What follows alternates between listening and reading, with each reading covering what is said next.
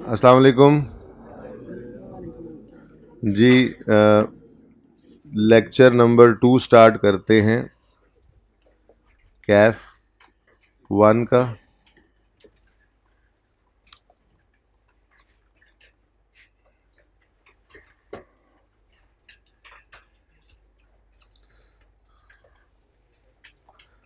अच्छा जी, कल थोड़ी सी बातें हमने की थी, ऐसे गपशप ही लगाई थी, एसिड क्या होता है, डेप्रिसिएशन। कोई ऐसा बच्चा जो आज पहला दिन आया हो, कल ना आया हो? मारे गए आप तो।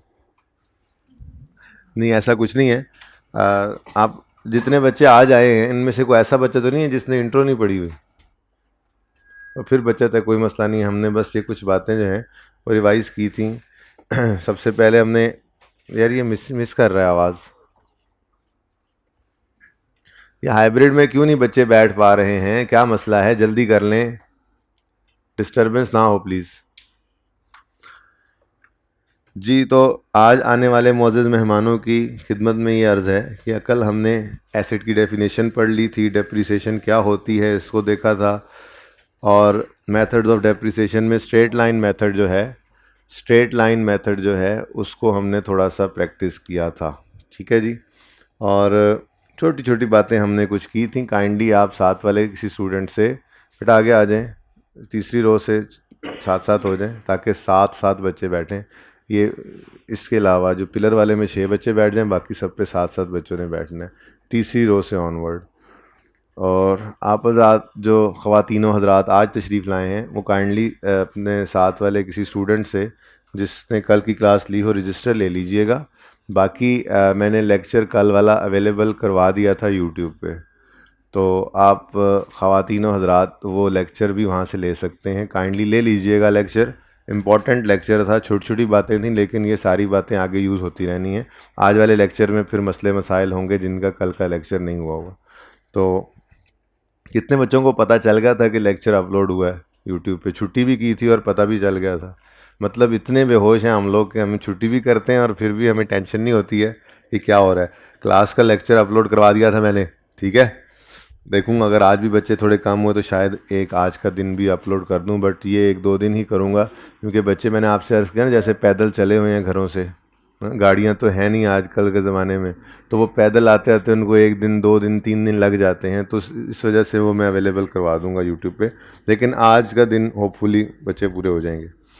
अच्छा जी, क्वेश्चन नंबर 4 और 5 होमवर्क में दिए थे, कर लिए थे? हाँ जी, जिनका सोल्यूशन मौजूद हो ना आपके पास वो तो आप कर ही लिया करते हैं सवाल, ठीक है ना जी। तो बहरहाल मैंने ये कहा था कि आपने एक्सपेंस यहाँ पे निकला हुआ है, आपने इस तरह से नहीं बल्कि उस फॉर्मेट के ऊपर सवाल को डालना है। तो फॉर्मेट पे डाल के क्या था उसी सवाल, बुक वैल्यू हर स्टेप पे निकालते रहे थे, कोई मसला तो नहीं आया। कल के लेक्चर में से कोई क्वेश्चन है तो पूछ सकते हैं। कल के लेक्चर में कोई बात समझ नहीं आई वो पूछ सकते हैं। कल के लेक्चर के अलावा होमवर्क में कोई बात समझ नहीं आई वो पूछ सकते हैं। जितना पढ़ा दिया है उसमें से कुछ भी पूछ सकते हैं। है कोई क्वेश्चन? नहीं है? चलें फिर शुरू करते हैं फिर। मार्कर्स कहाँ पे? मेरे मार्कर्स नहीं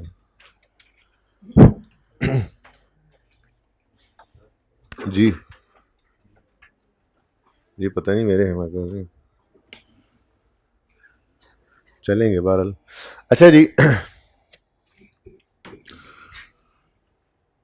हमने बात की डेप्रिसिएशन एक्सपेंस कैलकुलेट कैसे होता है, ठीक है जी। हमने उसको कैलकुलेट करना सीख लिया स्ट्रेट लाइन मेथड के अंदर, लेकिन पूरी बात तो हमने नहीं की थी, ठीक है। आज हम एक सवाल ऐसा करेंगे जिसमें हम एक एसेट को ख़रीदेंगे, फिर उसकी ख़रीदने की एंट्री करेंगे, फिर उसको साल के एंड पे डेप्रिशिएट करेंगे और एसेट का अकाउंट बनाएंगे, एक्यूमुलेटेड ऑप्शन का अकाउंट बनाएंगे, क्यों बनता है ये बात करेंगे, ठीक है। तो एक्सट्रैक्ट्स भी बनाएंगे इंशाल्लाह, इनकम स्टेटमेंट, बैलेंस शीट। तो ये क्वेश्चन नंबर 13 जो बुक के चैप्टर 7 में से मैंने निकाला है, ये आप लोगों के पास हैंड आउट में मौजूद है। मेरे भाई आवाज़ जो है ना वो मिस हो रही है थोड़ी थोड़ी देर, आपके आने से पहले हो रही थी, ठीक है ना, मतलब हो रही थी। डॉक्टर को जाके मर्ज ठीक हो जाती, होता है ना। अच्छा जी, जज़ाकल्लाह भाई, मैंने नहीं पढ़ा आज।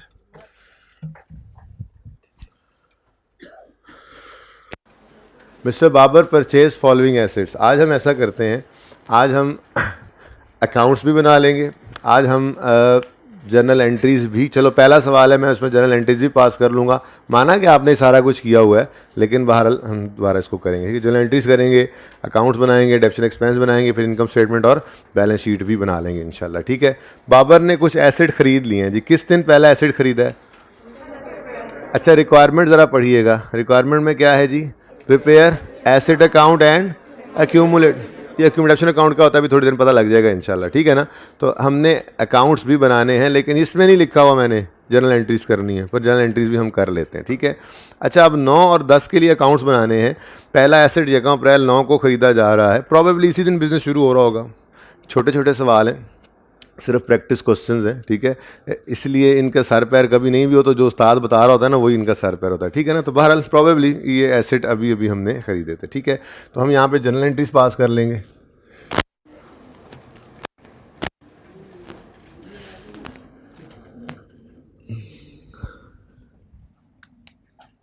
मार्कर्स आ गए मेरे, ठीक है जी। 1 अप्रैल 2009 को बाबर साहब ने एक एसेट ख़रीदा है 2 लाख रुपए का, ठीक है। तो एसेट खरीदने की एंट्री आती है आप लोगों को? अच्छा, ये डेबिट क्रेडिट कुछ पता है आपको? पक्की बात है? मैं थोड़ा सा टेस्ट ना ले लूँ आप लोगों का, पता नहीं क्या करके आए हैं। क्या तैयार हैं? तैयार हैं? आप लोग तैयार होना चाहिए। तैयार हैं? अच्छा अच्छा, अगर एसेट में डिक्रीज आए तो क्या होता है? और अगर इनकम में इंक्रीज आ जाए तो? और कैपिटल बढ़ जाए तो? और लाइबिलिटी कम हो जाए तो? अच्छा, क्रेडिटर बढ़ जाए तो? वो भी लाइबिलिटी होता है, खैर है, ज़रा होश से, ठीक है, हाँ। और डेटर बढ़ जाए तो? और बैंक कम हो जाए तो? और एसेट कम हो जाए तो? एक्यूमुलेशन कम हो जाए तो? चलो थोड़ा थोड़ा पता है, बाकी सबको नहीं पता, खैर पता है सबको, लेकिन थोड़ा सा रवा होने में टाइम लगेगा ना। छुट्टियां भी तो थी, छुट्टियां थी आप लोगों की? आप लोगों की छुट्टियां कम थी, अच्छा चले। 1 अप्रैल 2008 को बाबर ने एक एसेट खरीदा, 9 को, चले 9 को एक एसेट खरीदा। एसेट खरीदने पर बिजनेस में एसेट बढ़ गया या कम हो गया? एसेट बढ़ गया, तो एसेट डेबिट या क्रेडिट? अच्छा जी, तो एसेट का अकाउंट डेबिट और कैश ही कर दें, कैश कर दें, एसेट डेबिट और कैश क्रेडिट। कितने से जी? जी एसेट ही है, तो एसेट जी बेटा, अच्छा चलें ठीक है। नहीं, एसेट का मतलब ना हमारी अकाउंटिंग में जब लिखा हो नॉर्मली फिक्स एसेट ही होता है। असल में मसला ये है कि यहाँ पे उसने मशीनरी लिखा नहीं है ना सवाल में, तो इसलिए मैं मशीनरी नहीं लिख रहा। हाँ, अगली बार सवाल को जो है ना सही कर दूंगा, इसमें मशीनरी लिख दूंगा, फिर यहाँ मशीनरी लिख लेंगे, ठीक है। तो एसेट डेबिट कैश क्रेडिट कितने से जी? अच्छा, 1000 में क्वेश्चन करना आता है सॉल्व? चलो वो भी थोड़ा सा आज ही सीख लें, पहले दिन ही, ठीक है। Asset debit cash credit, requirement journal entries नहीं, इसलिए मैं इसके ऊपर लिख नहीं रहा हूँ, वरना एक बार लिख लेना चाहिए रुपीज़ इन थाउजेंड्स, ठीक है। रुपीज़ इन थाउजेंड्स में मैंने एक 1000 को कॉमन ले लिया है और 3 सिफरें मेरी बच गई हैं जो सवाल के अंदर मुझे मेरा टाइम बचा देंगी। तो 1000 में, मिलियन में सवाल करना आना चाहिए, ठीक है। करेंगे इंशाल्लाह, हम सवाल किया करेंगे इसी तरह से राउंड करके, ठीक है। अच्छा, उसके बाद एक अहम चीज़ जो कभी कभी बच्चे भूल जाते हैं वो है इस जर्नल एंट्री की नरेशन लिखना। तो सवाल के अंदर अगर जर्नल एंट्रीज रिक्वायर करे तो नरेशन लिखना लाजमी है, अनलेस कि वो रिक्वायरमेंट में खुद कह दे नरेशंस आर नॉट रिक्वायर्ड, ठीक है। अब नरेशन को इतनी बड़ी रॉकेट साइंस कोई नहीं है कि आप मरने वाले हो नरेशन लिखनी है। नरेशन क्या है? ये क्या किया आपने, ये क्या किया है, ये जो आपने एंट्री की इसमें क्या बता रहे हैं आप? बिजनेस ने क्या किया है? एसेट खरीदा है, तो ये नरेशन है ना, लिख दो बस, परचेज्ड एसेट, एसेट पर सिर्फ इतना लिख दो, ये लो एसेट परचेज्ड। अब ये नरेशन है, ठीक है। बहुत लंबी कहानी लिखने की जरूरत नहीं है। Purchase asset bye paying cash of rupees 2 lakh, लिखा हुआ ऊपर 2 लाख, एसेट डेबिट, बस लिख दो एसेट परचेज, नरेशन है। तो जिंदगी को आसान रखना है, परेशान नहीं होना, लेकिन जो चीजें करने वाली हैं वो करनी आती जरूर हूं, ठीक है। ओके, फिर क्या हुआ? फिर क्या हुआ? 1 जून 2009 को एक और एसिड जाके खरीद, कमाल, बाबर की क्या बात है जी। तो जब दूसरी बार एसिड खरीदेगा तो दूसरी बार एसिड खरीदने पे एसिड खरीदने की एंट्री बदल जाएगी।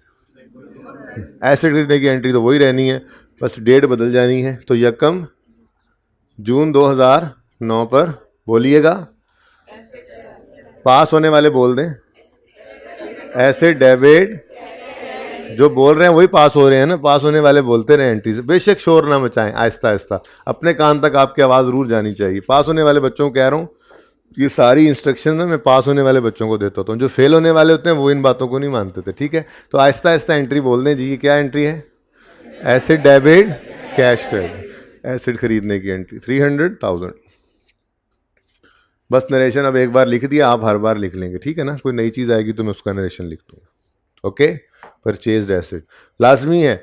अगर जर्नल एंट्री सवाल में रिक्वायर करे तो नरेशन लाजमी लिखना, अनलेस के वो खुद कह दे कि नहीं लिखना। अगर वो खुद कह दे नहीं लिखना तो फिर लाजमी नहीं लिखना, फिर लाजमी नहीं लिखना। ओके, अच्छा जी। उसके बाद जी नेक्स्ट है क्या? 1 सितंबर 2000, अच्छा ईयर एंड 31 दिसंबर है। इसका मतलब ये जो 5 लाख वाला एसेट है, ये एसेट तो हमारा अगले साल में परचेज हो रहा है, तो फिलहाल जो है वो इस रो में बैठ जाए, साथ हो जाए बेटा। फिलहाल जो है वो हम इस साल को क्लोज करते हैं, ठीक है। इस साल के हद तक अकाउंट्स भी बना लेते हैं, डेप्शन एक्सपेंस भी कैलकुलेट कर लेते हैं। यहाँ तक कोई मसला है तो वो बता दें, कोई क्वेश्चन है तो पूछ सकते हैं। नहीं, 2 अकाउंट्स रिक्वायर किए हैं। एक तो हमने आसानी से समझ आ जाता है एसेट अकाउंट, ठीक है, बेसिक्स के अंदर शुरू में ये अकाउंट्स बन जाते होते हैं। तो एक तो चले हम ये बना लेंगे। लेजर बनाना आता है ना? कोई ऐसा बच्चा जिसको लेजर बनाना नहीं आता, निकल जाए क्लास। अच्छा जी, एसेट अकाउंट नहीं, बिल्कुल ना निकले क्लास से, बैठा रहे, आ ही जाएगा जी। और एक्यूमुलेटेड डेप्रीसिएशन अकाउंट पूरा लिखना है आपने, एक्डेप नहीं लिखना। हाँ, मेरा पर्चा पास है, मैं लिखता रहूँ, आपने नहीं लिखना, ठीक है। ये सारे इसमें से निकले कसमें। अच्छा जी, एसेट अकाउंट और एक्यूमुलेटेड डेप्शन अकाउंट इन्होंने मांगा है, ठीक है। अच्छा, अब ये जो एंट्रीज हमने की हैं इनको अकाउंट्स में भी पोस्ट करना आना चाहिए ना, ठीक है। अब पहली एंट्री क्या हो रही है? एसेट का अकाउंट डेबिट, कैश का अकाउंट क्रेडिट। तो कैश का अकाउंट हमसे उसने रिक्वायर नहीं किया हुआ, ठीक है ना। तो इसलिए हम इसको बनाकर अपना टाइम ज़ाया नहीं करेंगे, ठीक है। हाँ, दिमाग के अंदर ये दूसरी एंट्री कर लेंगे। अभी फिलहाल आपका दिमाग मैंने यहाँ, ये आपका दिमाग है ना ये, ठीक है, वैसे तो खाली है। तो इसमें ये अकाउंट मैंने बना दिया। अब ये दिमाग के अंदर आपने दूसरी एंट्री पास करनी है। एंट्री डबल एंट्री बोलनी ज़रूर है, ठीक है। अब पहली एंट्री क्या हो रही है जी? बोलें क्या हो रही है एंट्री? एसेट का अकाउंट डेबिट और कैश का अकाउंट क्रेडिट। डबल एंट्री पूरी की हमने, ठीक है। ऐसे ही करते थे ना आप लोगों ने, बचपन में ऐसी एंट्री की होगी, नहीं भी ऐसे की थी तो अब बचपन में ऐसे ही करनी है आपने एंट्री, ठीक है। क्या? पहले सिर्फ फिगर लिखा करनी है, इससे गलती के चांसेस तकरीबन ख़त्म हो जाते हैं।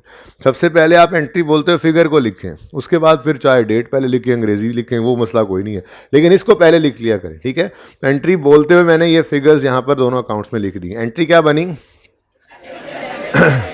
Asset account debit, cash account credit, ठीक है। अब यहां पर एसेट अकाउंट के डेबिट के अगेंस्ट क्रेडिट क्या हुआ है?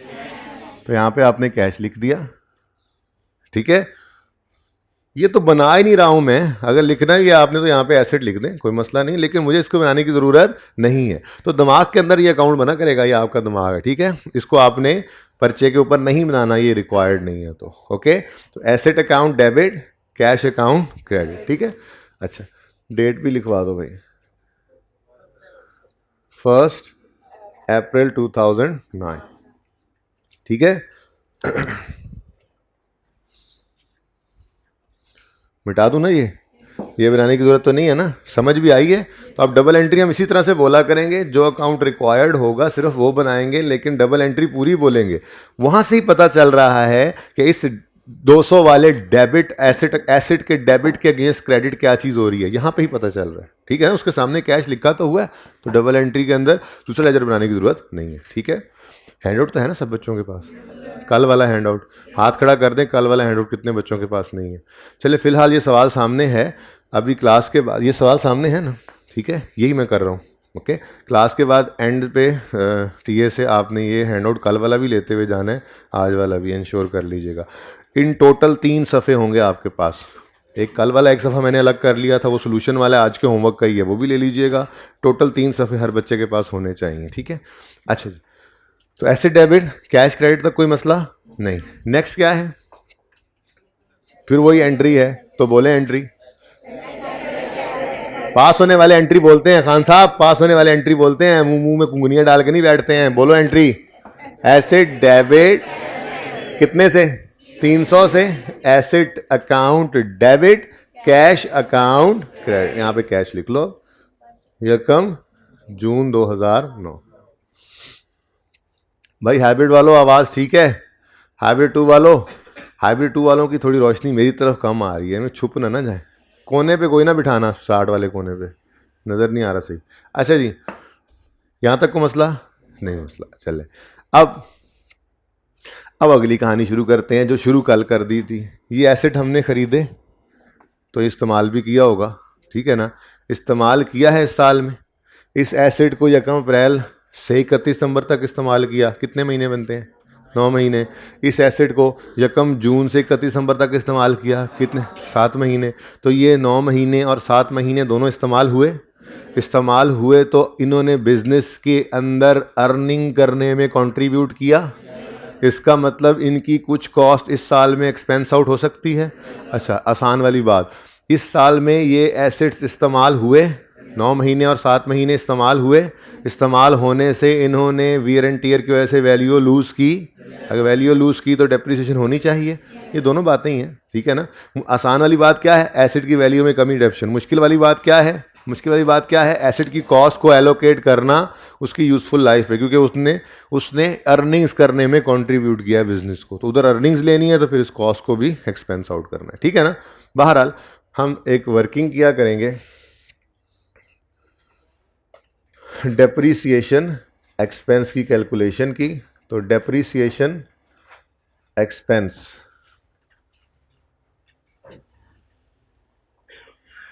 डेप्रिसिएशन एक्सपेंस हमारे किस साल का जी कैलकुलेट हो रहा है इस वक्त, फॉर द ईयर एंडेड 31 दिसंबर 2009। भाई आखिरी लाइन के अंदर बैठा बच्चा बता दे, ये जो लिखा हुआ नज़र आ रहा है, नहीं नज़र आ रहा,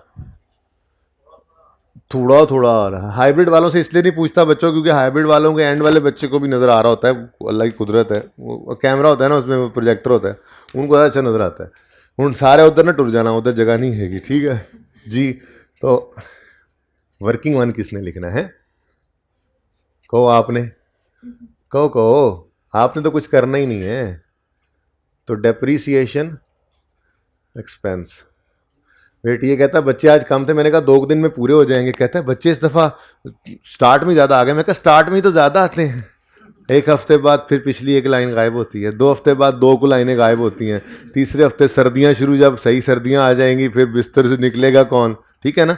तो फिर अगली बार पढ़ लेंगे गर्मियों वाले सेशन में। जो ऐसा करेगा कि एक लाइन गायब हो रही है, छुट्टी कर रहे हैं, बिस्तर नहीं छोड़ रहा, सुबह 7:30 नमाज पढ़ के ना बिस्तर में घुसना ही नहीं है, ठीक है ना। हाँ, तो क्लास के अंदर आते रहना है, क्योंकि जो छुट्टी करेगा वो फिर अगली बार गर्मियों वाले सेशन के अंदर पढ़ लेगा। सर्दियों वाले सेशन के अंदर पास तो उसने होना नहीं। बात समझ रहे हैं ना, छुट्टी नहीं करनी है, एक छुट्टी नहीं करनी है, दूसरा टेस्ट नहीं मिस करना है, तीसरा होमवर्क नहीं मिस करना है, बाकी जो मर्जी करे। ओके, हमने 2009 का एक्सपेंस निकालना है। 2 एसेट्स हमने इसी साल खरीदे हैं, तो जो इस साल खरीदे हैं अकाउंटिंग के अंदर उनको कहा जाता है ये एडिशन हुआ है, फिक्स एसेट का एडिशन हुआ है। मैं पता नहीं किसी वजह से ये 2 लाइनें छोड़ रहा हूँ, पता नहीं, थोड़ी देर में पता लग जाएगा। फिलहाल तो मैं आपको कह रहा हूँ कि एक फॉर्मेट है ना, सेट। देखें, हमारे अकाउंटिंग के अंदर कोशिश ये रहेगी कि कोई टॉपिक ऐसा नहीं हो जिसके बारे में आप लोगों की तरफ से मुझे ये सुनने को मिले कि सवाल शुरू कैसे करना है ये तो पता ही नहीं चलता। आइए 16 का सवाल शुरू कैसे करना है तो पता ही नहीं चलता। आइए सेट का सवाल शुरू कैसे करना है जी पता, कैश फ्लो का सवाल शुरू कैसे करना है जी पता नहीं चलता। ऐसी कोई बात सुनने को नहीं मिलनी चाहिए। तो उसका हल यही है कि हम एक सेट फॉर्मेट के ऊपर हर सवाल किया करेंगे, और बोर्ड के भी एरियाज़ आपको याद रहा करेंगे इंशाल्लाह, क्योंकि मैं उसको भी कोशिश करता हूँ चेंज ना करूँ। अब कॉन्सेप्ट अपनी जगह पे, लेकिन ये थोड़ी बहुत चीज़ें फिर अपनी जगह पे हेल्प करती हैं, ठीक है। कि आपको पर्चे के अंदर जैसे ही IAS 16 का सवाल नज़र आएगा, आप कहेंगे अच्छा जी इसको तो नोट बनाना है। हाँ जी, नोट तो हम ऐसे बनाते थे। जब हर सवाल एक तरीके से किया हो, कैश फ्लो का सवाल आएगा, आपको पता होगा जी हर सवाल ही एक तरह से करना है, तो ये भी उसी तरह से होना है, ठीक है ना। तो इसलिए हम फॉर्मेट के ऊपर थोड़ा सा ये ध्यान देंगे, कोई नहीं रटा नहीं लगाएंगे। हर सवाल जब एक तरह से मैं कराऊंगा तो वो खुद ही फॉर्मेट याद हो जाएगा, आप लोगों को इसमें आसानी होगी, ठीक है। तो इसलिए ये ज़रा मैं इस तरह से 2 लाइनें छोड़ रहा हूँ कि आपको फिर बताऊंगा अच्छा यहाँ पे भी कुछ आ सकता था। बहरहाल मुझे बताओ, डेप्रिसिएशन एक्सपेंस हमने निकालना है उन एसेट्स पे जो क्या किए हैं, हमने खरीदे हैं इस दफ़ा, ठीक है। तो हम उसको कहा करेंगे कि ये डेप्रिसिएशन एक्सपेंस हम निकाल रहे हैं ऑन एडिशंस। एंड वालों को फिर थोड़ा थोड़ा नज़र आएगा, इसलिए ऑन एडिशंस। जी, एडिशंस के ऊपर डेप्रिसिएशन कैलकुलेट करनी है। सबसे पहला एडिशन कितने रुपए वाला है? कॉस्ट है ना। अच्छा, सारा सवाल पढ़ लिया, कहीं पे रेट ऑफ डेप्शन नज़र नहीं आया। अच्छा, टेबल के नीचे गिवन है डेप्शन रेट इज 10%, नीचे है स्ट्रेट लाइन मेथड के ये रेट, ठीक है। अब स्ट्रेट लाइन मेथड है, ठीक है। तो स्ट्रेट लाइन मेथड और 10% रेट। अच्छा, अगर पर्चे के अंदर गिवन ना हो रेट तो भी स्ट्रेट लाइन ही यूज़ कर लिया करते हैं हम, ये आपको बताया गया होगा इंट्रो में, ठीक है। नहीं तो अभी बता दूंगा इंशाल्लाह मैं आगे चल के, जब रेट के साथ मेथड गिवन नहीं होगा, ठीक है। अच्छा जी, तो कितनी कॉस्ट है भाई? कॉस्ट माइनस रेजिडुअल वैल्यू कितनी है? नहीं है तो अब आइंदा से लिखा नहीं करेंगे, ठीक है ना, टाइम ज़ाया नहीं करेंगे, फिलहाल लिख लें, पहला दिन है ना, ठीक है। तो cost minus residual value over useful life या इनटू रेट, एक ही बात थी ना। प्रैक्टिस कीजिए आपने, ओवर यूजफुल लाइफ वाला सवाल मैंने करवाया था, इनटू रेट वाले आपने घर पे किए थे, ठीक है। तो कॉस्ट माइनस रेजिडुअल वैल्यू, यहाँ पे रेट गिवन है तो इनटू रेट कर दें 10%। लेकिन मसला क्या है, ये पूरे साल की डेप्रीसिएशन निकलेगी। ये फॉर्मूला पूरे साल की डेप्रिसिएशन निकालता है। हमें ये पूरा साल एसेट इस्तेमाल ही नहीं हुआ तो हमें इसके पूरे साल की डेप्रीसिएशन नहीं चाहिए। किस दिन से इस्तेमाल करना शुरू किया है, कब तक किया है? क्योंकि अभी तो डिस्पोजल पड़ा ही नहीं ना, ठीक है। तो अगर एक बार खरीद लिया तो फिर यही नॉर्मल असम्पशन यही है ना, फिर इस्तेमाल हुआ है पूरा साल, ठीक है। तो 1 अप्रैल से 31 दिसंबर, आगे किसी वक्त बात करेंगे आगे चल के बीच में अगर 1-2 महीने बंद भी हो जाए तो डेप्रिसिएशन बंद नहीं होती, पर वो जब बात आएगी कर लेंगे। फिलहाल तो सिंपल क्वेश्चन है, ठीक है ना। तो 1 अप्रैल 2009 से 31 दिसंबर 2009 तक डेप्रिसिएशन कितने महीने की? 9 मंथ्स की। तो इंटू 9/12। भाई आपको समझ आ रही है? सही। कहाँ से आए हो आप? कोयटा से। ज़बरदस्त। छुट्टी की ना तो मैं वापस कोयटा भेज दूंगा पैदल, ठीक है जी। 15 छुट्टी नहीं करनी, ठीक है ना जी। अच्छा जी उसके बाद एक और एसेट खरीदा हमने, कितने का? कॉस्ट माइनस रेजिडुअल वैल्यू, इसकी कितनी है? इसकी भी कोई नहीं है, अभी आइंदा से नहीं लिखा करेंगे, बस आज लिख रहा हूँ मैं। इंटू रेट इंटू 9/12 बाटा रेट 9/12 कर दें? नहीं, ये दूसरा एसेट हमने खरीदा है 1 जून को। तो 1 जून से 31 दिसंबर तक 6 महीने बनते हैं। डायरेक्ट नहीं करना, वरना पर्चे के अंदर आई के अपने छोटा कर देना अगर आपने बड़ा बनने की कोशिश की तो। उंगलियों पे गिन लें, शर्म की बात नहीं, मैं अभी भी उंगलियों पे गिन लेता होता हूँ मंथ्स, ठीक है ना। तो 1 जून से 31 दिसंबर तक कितने मंथ्स बनते हैं? जून, जुलाई, अगस्त, सितंबर, अक्टूबर, नवंबर, दिसंबर। 7/12 जी। 9/12 है और ये 7/12 है। एंड वाला नहीं भी नजर आ रहा तो बोल रहा हूँ अब जी। 17.5 नजर आ रहा है? थोड़े वाले, आखिरी वाले से पूछ रहा हूँ। अच्छा जी, और कोई एसेट खरीदा, साल मुकम्मल हुआ तो डेप्रिसिएशन एक्सपेंस भी टोटल फिर यही है, ठीक है जी। तो टोटल कितना डेप्रिसिएशन एक्सपेंस बन गया? 32.5। जो 1000 में नहीं कर रहे होंगे सवाल, उनका आंसर आएगा 32,500, ठीक है जी। अब इसकी जर्नल एंट्री पास करनी है, ठीक है।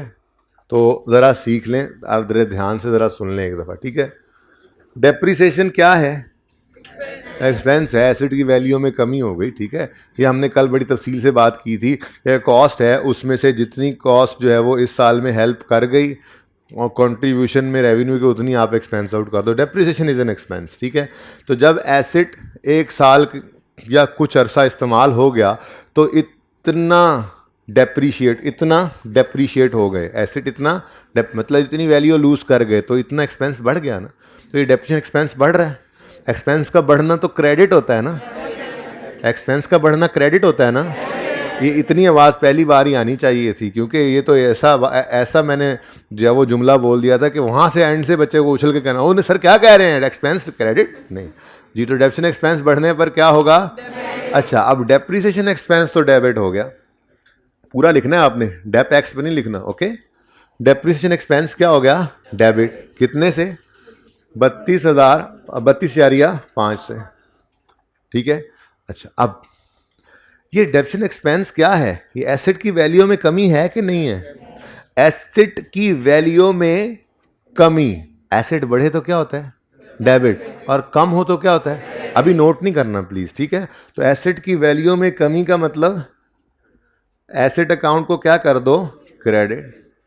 अब ये एंट्री बिल्कुल ठीक है भाई, बिल्कुल ठीक है, नो करने वाले, ये एंट्री बिल्कुल ठीक है। ये एंट्री करना भी सिखाऊंगा, इस तरह से अकाउंट बनाना भी सिखाऊंगा, ऐसे पर्चे में भी टेस्ट होता है, ऐसी बात नहीं है कि ये कोई गलती है। ये एंट्री बिल्कुल ठीक है, लेकिन एक बेटर प्रेजेंटेशन भी है, इससे ज़्यादा अच्छी प्रेजेंटेशन भी है। फिलहाल हम उसकी तरफ मूव करेंगे, फिलहाल हम इसको पेंडिंग कर देंगे।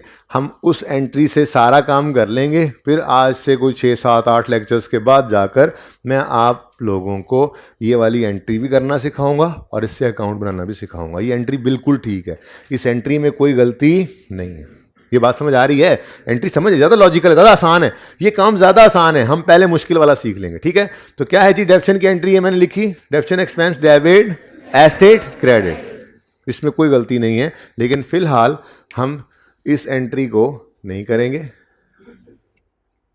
एंट्री ये करेंगे लेकिन इसमें एसेट अकाउंट को डायरेक्ट क्रेडिट नहीं करेंगे, ठीक है। बल्कि हम ये करेंगे कि एसेट के अंदर होने वाली कमी जो है, एसेट के अंदर होने वाली कमी को जो है एक अलग अकाउंट के अंदर इकट्ठा करेंगे और एक वक्त आने पर उस कमी को एसेट अकाउंट में से नेट कर देंगे। और ये काम हम पहली बार नहीं करने लगे, ठीक है ना। अगर आप फिक्स एसेट का अकाउंट पहली बार भी बना रहे हैं ना, और ये नाम पहली बार भी सुनने जा रहे हैं, तो बेसिक्स तो सब ने पढ़ी होंगी ना, ठीक है। मुझे एक बात बताओ, आपको बचपन में इंट्रो के अंदर उस्तादों ने क्या सिखाया था? सेल और सेल रिटर्न एक ही लेजर में रखो। क्या कहा था उन्होंने? सेल को अलग रखो, सेल रिटर्न को अलग। सेल रिटर्न क्या है? सेल के अंदर कमी, ऐसे ही है ना। तो अगर सेल बढ़ने पर क्रेडिट करते हैं तो सेल रिटर्न के बढ़ने पर सेल अकाउंट को डेबिट करते हैं। लेकिन क्या कहा उस्तादों ने कि सेल को अलग रखो, सेल रिटर्न को अलग रखो। एक वक्त आएगा प्रॉफिट एंड लॉस बनते हुए आप सेल और सेल रिटर्न को नेट कर दोगे। परचेज को अलग रखो, परचेज रिटर्न को अलग रखो। और जो फाइनेंशियल स्टेटमेंट्स बनाने लगोगे, इनकम स्टेटमेंट बनाने लगोगे, तो परचेज और परचेज रिटर्न को क्या कर देना? नेट कर देना। कैपिटल को अलग रखो, ड्राइंग्स को अलग रखो। जब बैलेंस शीट बनाओगे तो इनको क्या कर देना? नेट कर देना। बिल्कुल ऐसे ही डेटर को अलग रखो, एक और आ गया, डेटर को अलग रखो, प्रोविजन फॉर डाउटफुल डेट को अलग रखो। जब बैलेंस शीट बनाओ तो डेटर्स और प्रोविजन को नेट करके नेट डेटर्स निकाल लो। ये भी बिल्कुल वैसे ही है। एसिड को अलग रखो और एसिड के अंदर होने वाली कमी को अलग रखो। कोई नई बात नहीं है हमारे लिए, ये बिल्कुल सेल और सेल रिटर्न जैसे ही है। सेल क्रेडिट नेचर, उसका कॉन्ट्रा, उसका दुश्मन cell return debit nature. Purchase की नेचर डेबिट, तो परचेज रिटर्न की क्या थी? क्रेडिट, कॉन्ट्रा था ना, ठीक है। एसिड की नेचर डेबिट, तो ये जो अकाउंट हम नया बना रहे हैं जिसमें एसेट के अंदर होने वाली कमी को हम अलग रखेंगे, ये उसका कॉन्ट्रा है, इसकी नेचर क्या होगी? क्रेडिट होगी, ठीक है। ये थोड़ी देर में आज प्रूव भी करेंगे कि इसको बेटर प्रेजेंटेशन क्यों कहते हैं, ठीक है ना। लेकिन फिलहाल मैं आपको ये कहना चाह रहा हूं कि सिर्फ इस एंट्री को फिलहाल सीख लें। एंट्री वो भी सही थी, एंट्री ये बिल्कुल सही है, ये करना सिखाऊंगा, ये करेंगे हम, अकाउंटिंग इसकी करते हैं, ठीक है ना। लेकिन फिलहाल ये एंट्री समझो सही नहीं है, हम बेटर प्रेजेंटेशन की तरफ जाते हैं, ठीक है। बेटर प्रेजेंटेशन क्या है? एसेट को अलग रखो और एसेट के अंदर होने वाली कमी यानी डेप्रिसिएशन को अलग अकाउंट में रखो, ठीक है। अब उस अकाउंट का नाम हम कुछ भी रख सकते थे, ठीक है। अकाउंटेंट ने कहा इसका नाम अक्यूमुलेटेड डेप्रिसिएशन रख लो, आप उसका नाम अजमल रख लेते, आपकी मर्जी थी, ठीक है, लेकिन पहले बनाने वालों ने एक्यूमुलेशन लिख दिया उसका नाम, ठीक है। तो डेप्शन एक्सपेंस डेबिट और एक्यूमुलेटेड डेप्रिसिएशन क्रेडिट 32,500 से, ठीक है जी। इसकी नरेशन क्या है? डेप्रिसिएशन फॉर द ईयर 2009, बिल्कुल सही नरेशन है। कोई और? एसेट इज डेप्रिशिएटेड, ठीक है जी। कोई और? Depreciation of 2009, charge depreciation of 2009, ये सारी के सारे जुमले बिल्कुल सही हैं। आपको सिर्फ थोड़ा सा ये कॉन्फिडेंस देना चाह रहा हूं कि जब सबने जो बोला वो सही बोला। पता है ना क्या हो रहा है? डेप्रिशिएट हो रहा है एसेट, डिडक्शन की एंट्री है। तो भाई इतनी सी बात अंग्रेजी के अंदर, सलीस अंग्रेजी के अंदर लिख दो, ठीक है। तो ये क्या है जी? चार्ज डेप्रिसिएशन एक्सपेंस ऑफ 2009, ठीक है जी। और ये किस दिन एंट्री पास करेंगे हम? साल के एंड पे। कल बात की थी मैंने कि ये साल के एंड पे हम एक बार एंट्री पास कर लेते होते हैं, 31 दिसंबर 2009। किसी बच्चे को ये समझ ना आया हो तो पूछ लें। Asset debit, cash credit asset बढ़ने पर हुआ, और एसेट वैल्यू लूज करता है डेप्शन से, तो एंट्री बनती थी बिल्कुल सही, depreciation expense debit asset credit. लेकिन हमने कहा फिलहाल इस कमी को एसेट अकाउंट में डायरेक्टली क्रेडिट मत करें, बल्कि इस कमी को एक अलग अकाउंट में क्रेडिट कर लें। उस अकाउंट का नाम अक्यूमुलेटेड डेप्शन रख दें। तो हमारी डेप्शन एक्सपेंस की एंट्री क्या हो गई? Depreciation expense debit accumulated depreciation credit, ठीक हो गया। अब ये एंट्री पास करवा दो। वैसे तो ये अकाउंट मांगा नहीं हुआ डेप्शन एक्सपेंस का, लेकिन चलो आज पहला दिन है ना, पहला दिन तो बहुत कुछ किया करते हैं हम, बना लेते हैं। ये दिमाग में बनाया करेंगे, अगर नहीं मांगेगा ना तो ये भी दिमाग में बनेगा, लेकिन आज ये दिमाग जो है ना ये खोल के रखें सामने, ठीक है। आज बना लेते हैं, एक आध दिन बना लेते हैं इसको। जी ऐसा करें, इसको थोड़ा इधर करके बना लें, फिर वहाँ पे इनकम स्टेटमेंट बैलेंस शीट बना लेंगे ना बाद में। डेप्रीसिएशन एक्सपेंस पूरा लिखा करें, अच्छा पास होना है तो। पास होने के बाद आप भी ऐसे लिख लेना, ठीक है। अच्छा जी, नहीं स्पेलिंग चेक नहीं होते ना, लेकिन अब मिसाल के तौर पर उसने रिक्वायरमेंट मांगी है एक्यूमुलेशन का अकाउंट बनाओ, आपने एक्ट डेप लिखा, उसको गुस्सा भी आ सकता है ना, ठीक है। वो कह रहा है कि रिक्वायरमेंट अगर है, वो बाद में बताऊंगा फिर इंशाल्लाह, कि वर्किंग हो तो फिर माफ़ी मिल सकती है, वर्किंग नहीं है रिक्वायरमेंट तो फिर क्या कहें, वो बाद में बातें इंशाल्लाह, ठीक है। बस एक मसला हो गया, थोड़ा सा नीचे ले आए इसको, जगह कम है जी। एंट्री ज़रा आप खवातीनों हजरात बोल देंगे जी। क्या? डेप्रीसिएशन एक्सपेंस डेबिट 32,500 से, और अक्यूमुलेटेड डेप्रीसिएशन क्रेडिट 32,500। अब यहां पे लिख लो अक्यूमुलेटेड डेप्रीसिएशन, और यहां पे क्या लिख दोगे? Depreciation expense.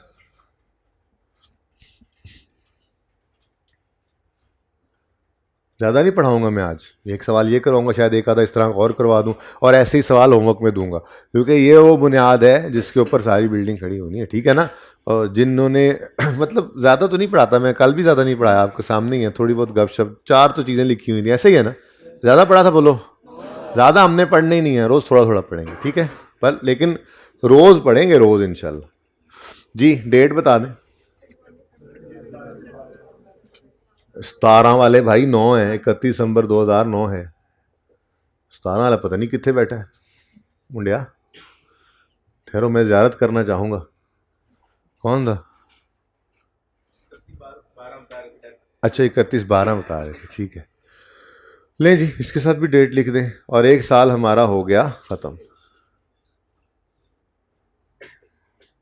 अकाउंट क्लोज करने आते हैं, लेजर बैलेंस करने आते हैं, चलो शुक्र है।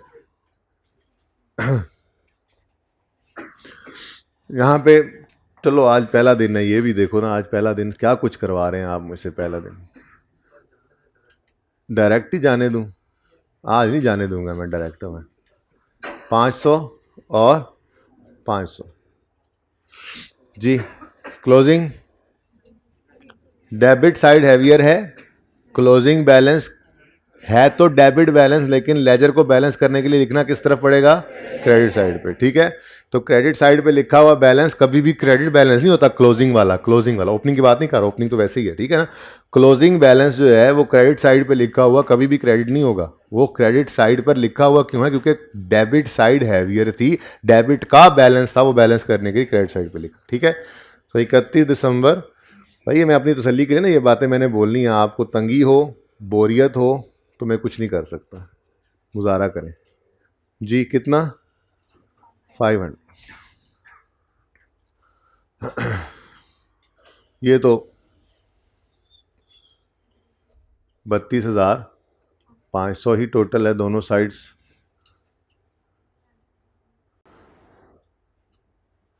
और 31 दिसंबर 2009 पर कैरी डाउन क्या आ गया जी? 32,500। और मज़े की बात यह है कि हमारे डेप्रिसिएशन एक्सपेंस का बैलेंस भी इस साल के एंड पे 32,500 ही है। इसकी क्या वजह है? क्यों डेप्शन और डेप्शन एक्सपेंस का बैलेंस सेम क्यों है? पहले साल में जो इस साल की डेप्शन है वही आज तक की डेप्रिसिएशन है। जो इस साल की डेप्शन 9 की डेप्शन है वही, क्योंकि अभी तो उससे पहले तो एसेट इस्तेमाल ही ना हो रहा था, तो जो 9 की डेप्शन है टोटल आज तक की डेप्शन भी उतनी ही है। इसलिए वैसे ये दोनों चीज़ें डिफरेंट हैं। डेप्शन एक्सपेंस का मतलब है इस साल की डेप्शन, फॉर द ईयर डेप्शन, और एक्यूमुलेशन का मतलब है आज तक की। तो 31 दिसंबर 9 वाले साल की जो डेप्रिसिएशन है वही 31 दिसंबर 9 तक की डेप्शन भी वही है, क्योंकि इससे पहले एसेट था ही नहीं, ये पहला साल है ना, ठीक है। इसलिए दोनों सेम आ रहे हैं, ओके। चलो यार, आप लोग कह रहे थे डायरेक्ट भी कर लें, कुछ नहीं किया टोटल मैंने, ठीक है। अब ठीक है जी। अगर मैं इनकम स्टेटमेंट के एक्सट्रैक्ट्स बनाऊं, एक्सट्रैक्ट्स का पता है? किसी को ना पता हो हाथ खड़ा करे ताकि मैं समझा दूं। एक्सट्रैक्ट्स क्या होते हैं? देखें जी, पूरी इनकम स्टेटमेंट क्या है? Sales less cost of sales, GP, add other income, less selling expenses, admin expenses, other expenses, finance cost, पता नहीं क्या क्या। अब मैं जो अपना फिक्स एसेट डेप्शन का टॉपिक कर रहा हूं, इसमें से relevant figure profit and loss के लिए कौन सी निकली है? सिर्फ डेप्रिसिएशन एक्सपेंस निकला है। तो अब मैं बेलने बाजू थोड़ा ही आया हुआ है कि मैं सारा प्रॉफिट एंड लॉस बनाने बैठ जाऊं, ठीक है ना। मैंने सारा प्रॉफिट एंड लॉस अकाउंट नहीं बनाना, बल्कि सिर्फ एक्सट्रैक्ट्स शो करने हैं कि अगर पूरी इनकम स्टेटमेंट के अंदर ये डेप्शन एक्सपेंस प्लेस करना हो तो ये एक्सपेंसेस के अंदर नज़र आता है। तो इसका हल ये होता है कि इसके इस तरह से ना 7 एक्सट्रैक्ट्स लिख दिया, ठीक है। अब एक्सट्रैक्ट्स लिखने के बाद आपने सिर्फ, वैसे तो बड़े होकर ये भी नहीं लिखेंगे हम, एक्सपेंसेस की हेडिंग भी नहीं देंगे, लेकिन चलो अभी दे देते हैं एक्सपेंसेस की हेडिंग, कि हमने सिर्फ एक्सपेंसेस के अंदर डेप्रिसिएशन एक्सपेंस को शो करना है। बात समझे हो? तो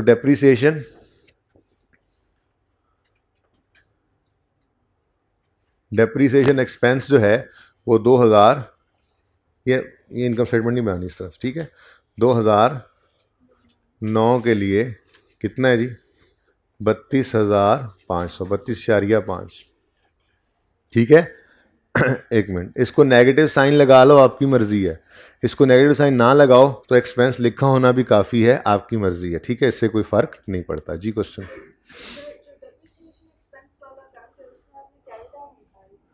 जी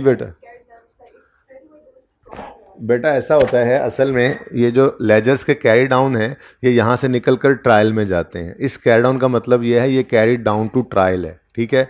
अब आपका जो ट्रायल बनेगा उसमें एसेट अकाउंट का क्लोजिंग आएगा 500, एक्यूमुलेशन अकाउंट का क्लोजिंग आएगा 32,500, और डेप्शन एक्सपेंस का क्लोजिंग भी आएगा 32,500। अब जब आप उस ट्रायल से अपनी इनकम स्टेटमेंट और बैलेंस शीट बनाने लगेंगे, फाइनेंस स्टेटमेंट बनाने लगेंगे, तो अपने मतलब की चीज़ें निकाल कर ले जाएंगे जहां उन्होंने जाना है। तो एसेट और एक्यूमुलेशन अकाउंट चले जाएंगे बैलेंस शीट में, और एक्सपेंस का बैलेंस चला जाएगा प्रॉफिट एंड लॉस में। तो मैं ज़रा डायरेक्ट कर गया, ट्रायल मैंने नहीं बनाया। क्लियर है बेटा? जी सबको क्लियर है ये?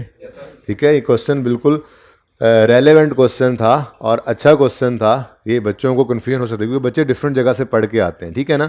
कुछ टीचर्स इस तरह भी करते हैं, यहाँ पर इनकम स्टेटमेंट ही लिख देते हैं, ठीक है ना। उससे ज़्यादा बच्चों को ये वाला कन्फ्यूजन नहीं होता जो अभी हुआ। तो मैंने बहरहाल ये कन्फ्यूजन अब इस क्लास में दूर कर दिया कि मैंने इन कैरी डाउन्स का मतलब क्या रखा हुआ है, कैरी डाउन टू ट्रायल, यानी कि इसके बाद ये कहाँ चली जाएंगी चीज़ें? ट्रायल में। ट्रायल से फिर इनकम स्टेटमेंट वाली इनकम स्टेटमेंट में, बैलेंस शीट वाली बैलेंस शीट में, ठीक है। छोटा सा ट्रायल बना ही लेते हैं, चलें। Debit credit trial balance, TB हो गया इसको। अच्छा जी, asset account 500, accumulated depreciation account 32.5 और डेप्रीसिएशन एक्सपेंस 32.5। ठीक है, अब ये इस ट्रायल से मैंने इस फिगर को उठाया है और यहाँ पर प्लेस करते हैं, जैसे income statement balance sheet basics में बनाया करते थे। ठीक हो गया, डन है, कोई कन्फ्यूजन तो नहीं है? साइन लगाना है तो लगा लें, कंफर्टेबल अगर साइन के साथ है कि एक्सपेंस तो नेगेटिव होता है। नहीं है, नहीं लगाएंगे तब भी मसला नहीं है, यहाँ पे ये एक्सपेंस लिखा होना काफ़ी निशानी है। इवन यहाँ पे एक एक्सपेंस और एक इनकम है, दोनों के साथ साइन ना लगाओ तब भी चलेगा, क्योंकि एक्सपेंस और इनकम आपने लिखा तो हुआ है। ठीक है, बट स्टिल अगर आप कंफर्टेबल हैं एक्सपेंस को नेगेटिव लिखने से तो लिख लें, यहाँ तक को मसला नहीं। उसके बाद बैलेंस शीट है, इधर की बजाय इसके नीचे ही बना लेते हैं बैलेंस शीट के एक्सट्रैक्ट्स बना लेते हैं।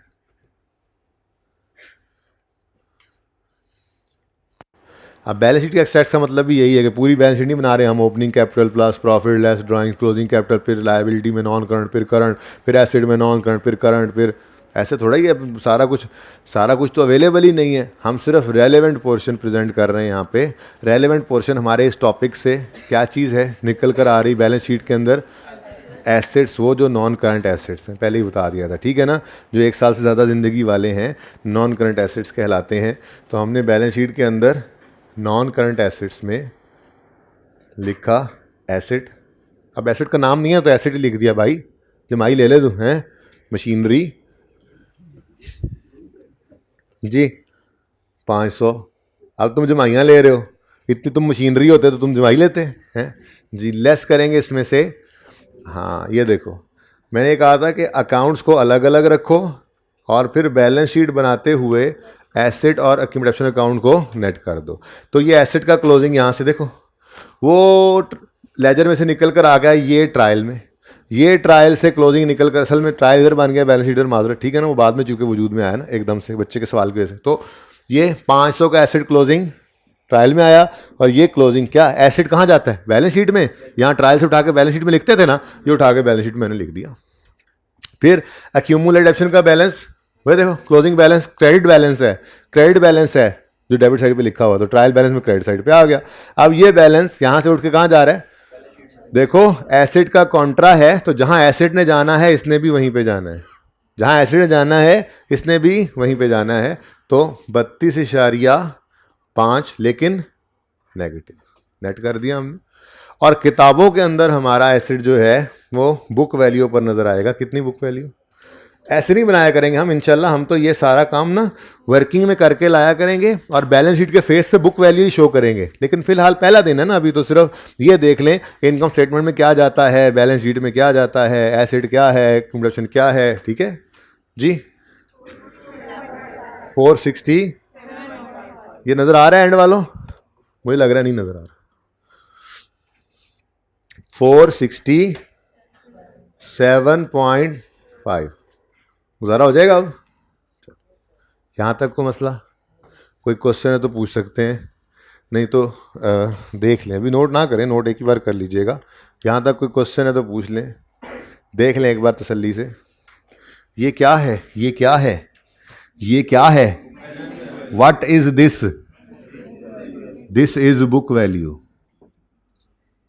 क्या बात है, व्हाट टॉक इज जी।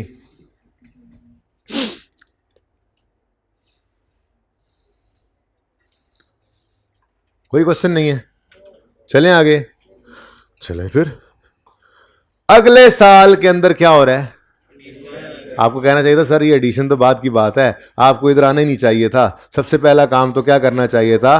पिछले साल के क्लोजिंग बैलेंसेस को ओपनिंग बनाना चाहिए था। आपको इतनी काउंटिंग भी नहीं आती है, आप पहले अगले साल यकम सितंबर पे पहुंच गए हैं और यकम जनवरी 10 इससे पहले आना है।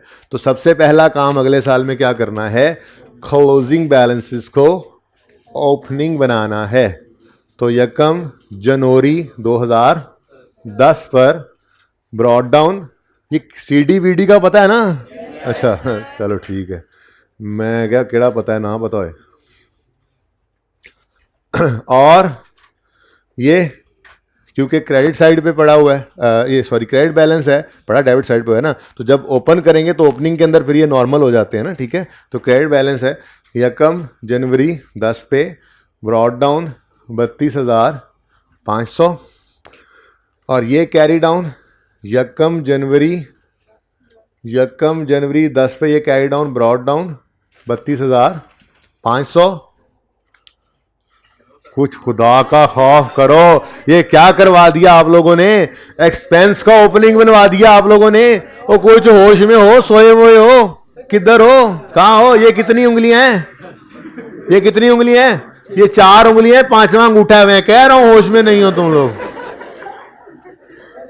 एक्सपेंस क्या मतलब नजर नहीं आ रहा, मैंने नजर क्या मतलब, स्मार्ट से तो हूं मैं, ये देखो उसको भी नजर आ रहा है, तुम्हें नहीं नजर आ रहा, आंखों का इलाज कराओ भाई। एक्सपेंस का ओपनिंग होता है, expenses incomes profit and loss का आइटम प्रॉफिट एंड लॉस में जाते हैं, वहां पर प्रॉफिट एंड लॉस में क्लोज हो जाते हैं, वहां से रिजल्टेंट निकलता है प्रॉफिट या लॉस।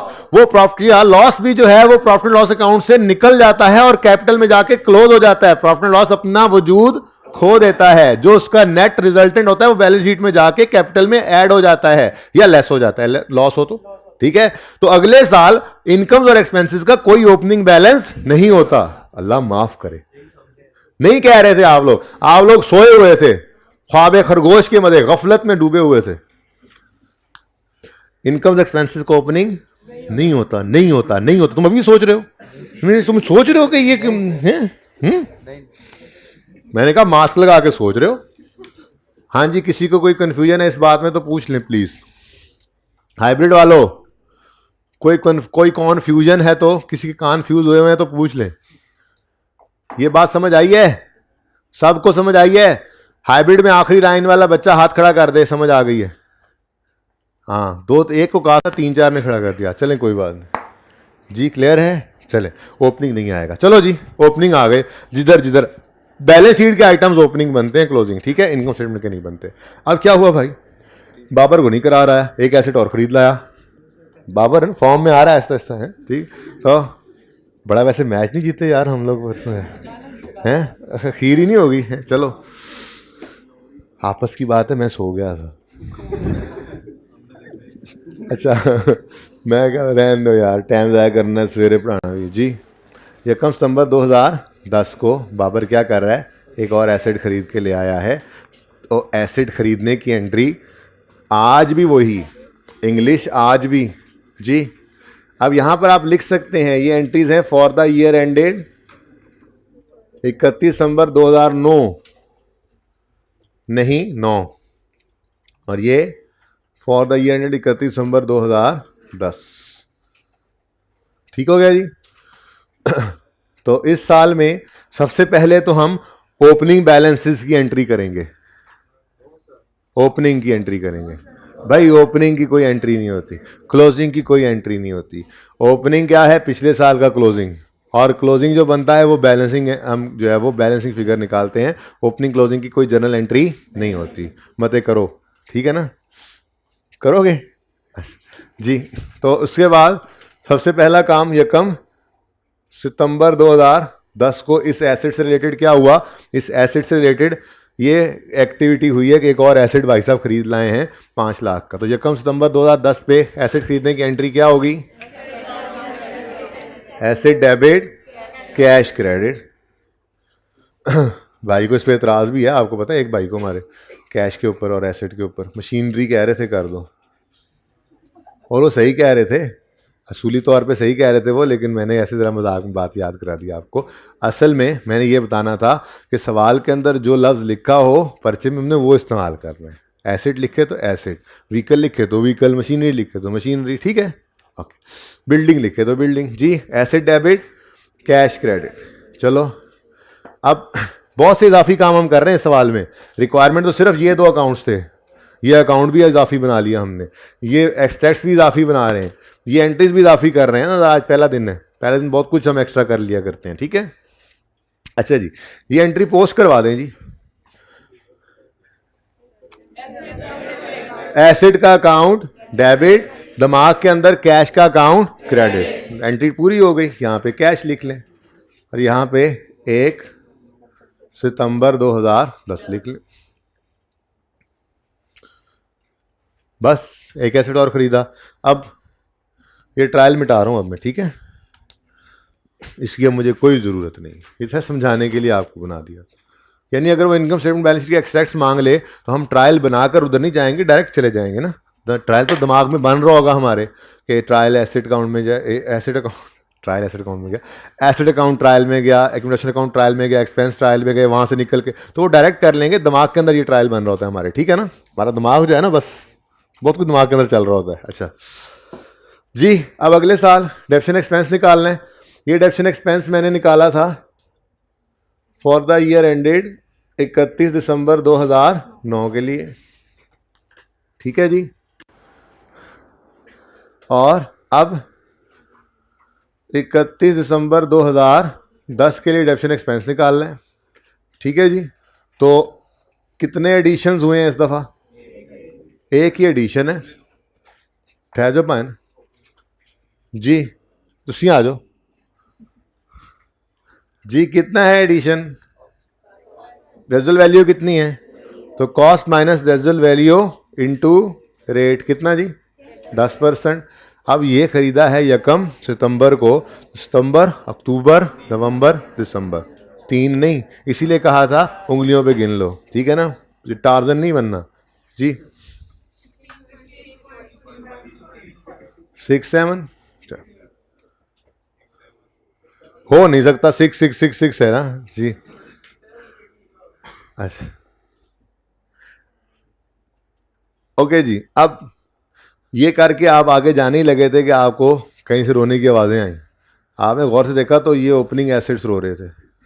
ये कहने लगे देखो तो ये कल के छोकरे को इन्होंने डेप्रिशिएट कर दिया है। हम जो पिछले साल से चले आ रहे हैं हमें किसी ने लिफ्ट ही नहीं कराई।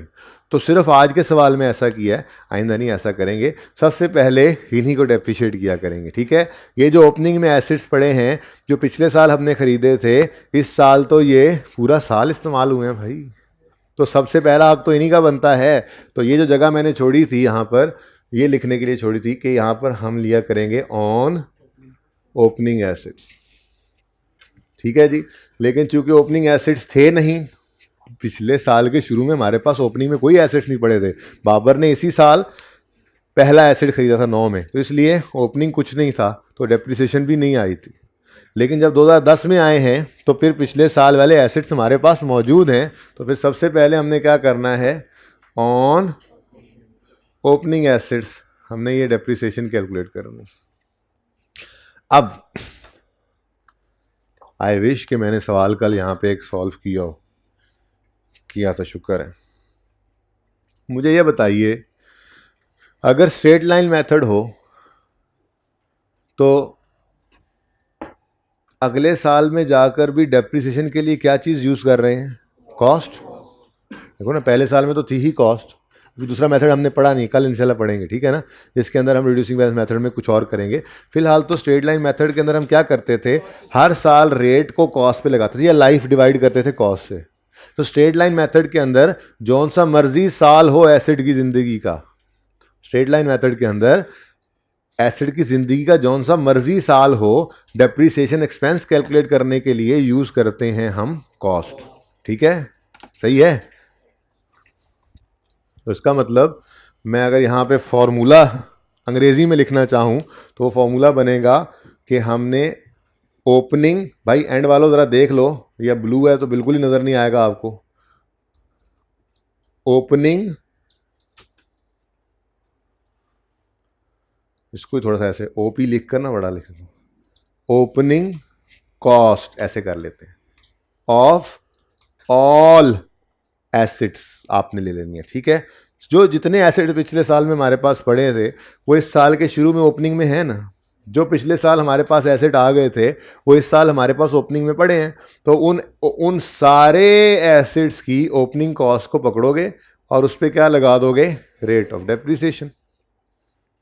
और सबसे अहम बात क्या है, यहां पर कभी भी फ्रैक्शन आपको नजर नहीं आएगा, ठीक है। आपको फ्रैक्शन नजर आया, आपको फ्रैक्शन नजर आया, आपको फ्रैक्शन नजर आया कहां पे, एडिशंस में। डिस्पोजल हम पढ़ेंगे उसमें भी नज़र आया करेगा, लेकिन ओपनिंग में जो एसेट्स पड़े होते हैं वहाँ कभी भी आपको उनकी डेफिनेशन कैलकुलेट करते हुए फ्रैक्शन नज़र नहीं आएगा। कभी भी हमने यहाँ पर फ्रैक्शन नहीं लगाना, ठीक है। यहाँ पर हम सिर्फ उन एसेट्स को लेते हैं जो साल के पहले दिन से साल के आखिरी दिन तक हमारे पास मौजूद रहें, ठीक है। तो ये बात आप लिख लें तो बेहतर है, कहीं पे भी अपनी किताबों में लिख लें, ठीक है। नेवर अप्लाई फ्रैक्शन हेयर, ऐसे लिख लें, नेवर अप्लाई फ्रैक्शन हेयर, ऐसे लिख लें, या यूं लिख लें कि उर्दू में लिखना चाहें तो यूं लिख लें, यहाँ पर हम सिर्फ उन एसेट्स को लेते हैं जो साल के पहले दिन से साल के आखिरी दिन तक मौजूद रहें। ये लाजमी लिख लें क्योंकि आगे डिस्पोजल में जाके फिर इसी ने हेल्प करना है, ठीक है। तो ऑन ओपनिंग एसेट जहाँ पे हमने लिखा हुआ है यहाँ पे कभी भी फ्रैक्शन नज़र नहीं आएगा। क्यों? क्योंकि यहाँ पे हमने एसेट्स ही वो लेने हैं। कैमरा उधर ही है, मैं इधर आ गया हूँ। नहीं, इस वक्त मैं कैमरे में आ रहा हूँ, नहीं आ रहा ना आमिर भाई जी। असल में ना एक्टिंग भी करनी पड़ती है, डायरेक्टिंग भी करनी पड़ती है यहाँ पे, ठीक है ना। मसला ये है कैमरामैन आमिर के साथ।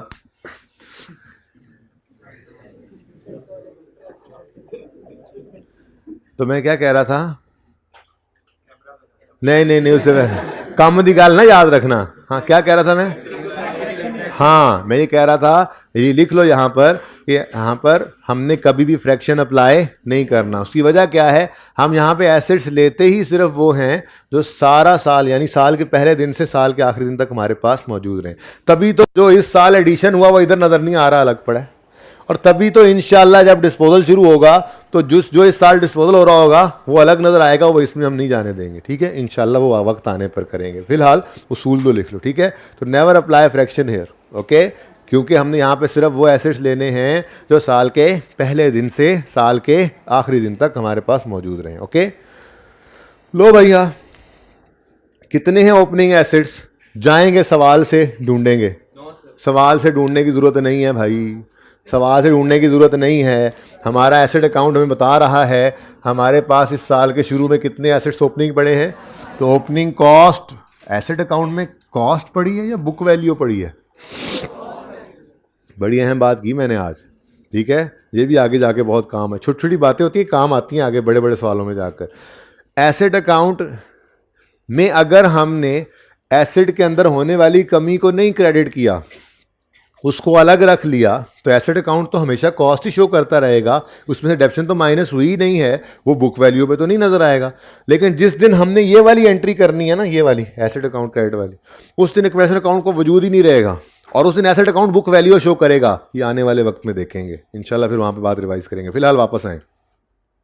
अगर दो बातें हैं अब मैं करने जा रहा हूं, एक मैंने कर ली है, क्या? ऑन ओपनिंग जहां पे लिखा होता है वहां पे कभी भी फ्रैक्शन अप्लाई नहीं करना, क्योंकि वहां पे हम सिर्फ उन एसेट्स को लेते हैं जो साल के पहले दिन से साल के आखिरी दिन तक हमारे पास मौजूद रहे। एक बात हो गई। दूसरी अहम बात आज की क्या है?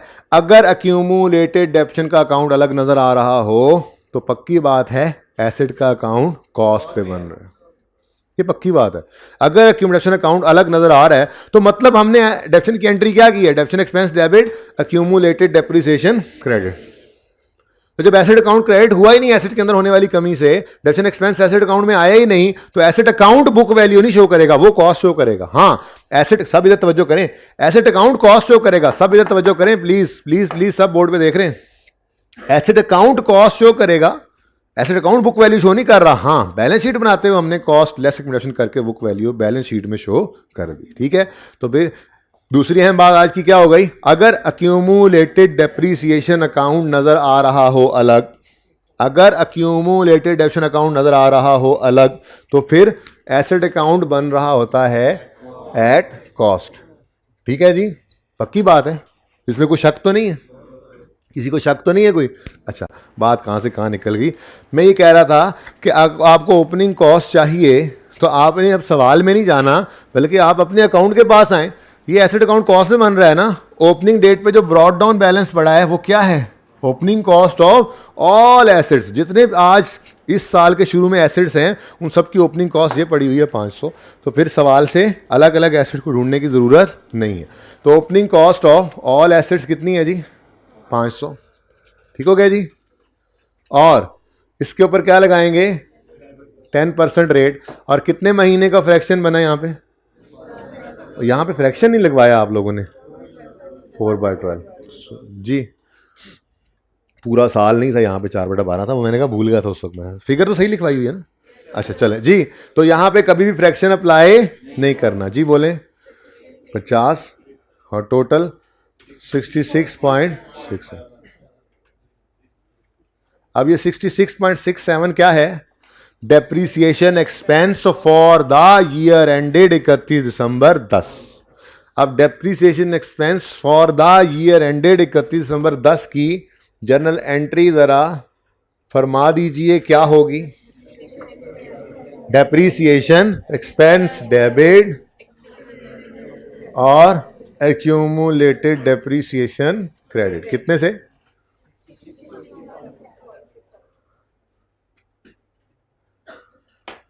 ठीक है जी, नरेशन आपको पता है अब क्या है, लिखी हुई ऊपर, डन, पोस्ट करवा दें इसको।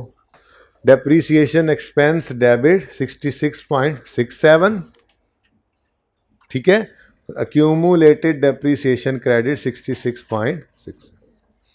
यहाँ पे क्या लिख लोगे, डेप्रीसिएशन एक्सपेंस, यहाँ पे क्या लिख लोगे, एक्यूमुलेटेड डेप्रीसिएशन, डेट भी लिख लो।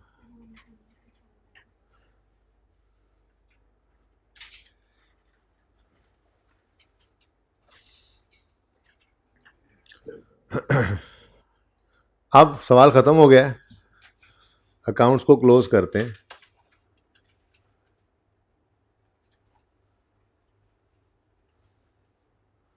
भाई इधर देख ले भाई, फिर तूने कहना नजर नहीं आ रहा मुझे, देख ले भाई इधर, ठीक है जी।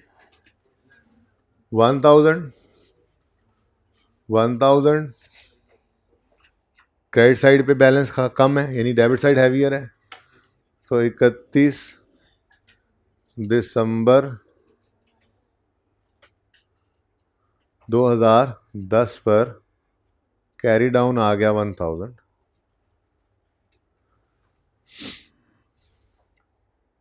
ठीक है जी।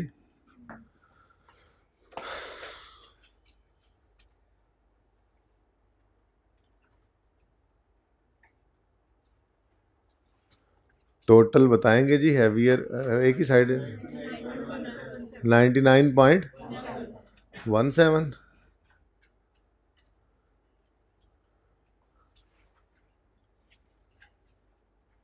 31 दिसंबर 10 पे क्लोजिंग बैलेंस है 99.17। समझ आ रही तुम्हें, तुम कहाँ से आए थे, नहीं नहीं नहीं नहीं, ये एक पाकिस्तान के एक कोने से आया है, दूसरा पाकिस्तान के दूसरे कोने से आया है, और अगर ये ना पड़े तो प्रोजेक्टर उतार के मैं तुम लोगों को लटका देना, यहाँ पे आ जाते हैं इतने दूर दूर से, तो पढ़ते नहीं है। समझ आ रही है ना जी, नहीं खुलती। अच्छा जी, यहाँ पर 31 दिसंबर 9 पे क्लोजिंग बैलेंस 66.67 आ गया। अब फर्क पड़ गया नहीं पड़ गया, अब दोनों का क्लोजिंग बैलेंस डिफरेंट हो गया नहीं हो गया। ये है फॉर द ईयर एक्सपेंस। इस अकाउंट को बनाने की इसलिए जरूरत नहीं पड़ती क्योंकि ये अकाउंट यहाँ से भी नजर आ रहा होता है। देखो for the year 32.5, as on भी 32.5। अगले साल फॉर द ईयर 66.67, लेकिन एज ऑन 99.17। बात समझे हो, तो ये फॉर द ईयर एक्सपेंस है, ये as on, for the year as on, पहले साल बराबर था, फॉर द ईयर और ये एज ऑन, ठीक है, उसमें पिछले साल का भी ऐड हो गया। बहरहाल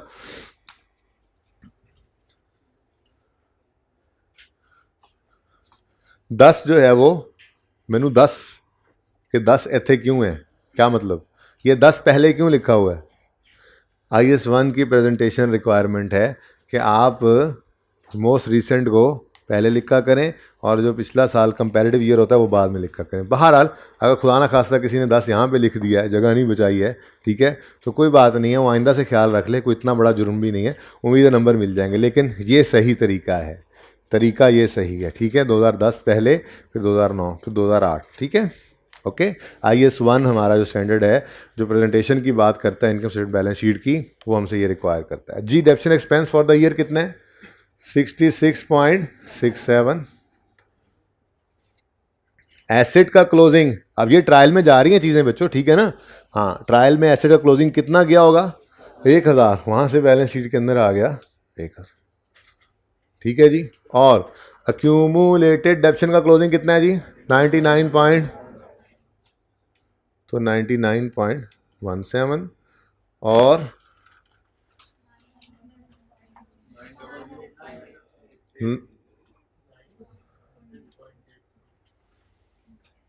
ठीक है जी। कुछ कुछ समझ नहीं आया तो पूछ सकते हैं।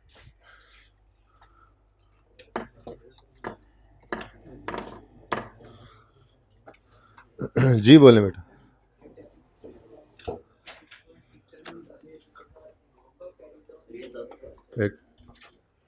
जी बेटा,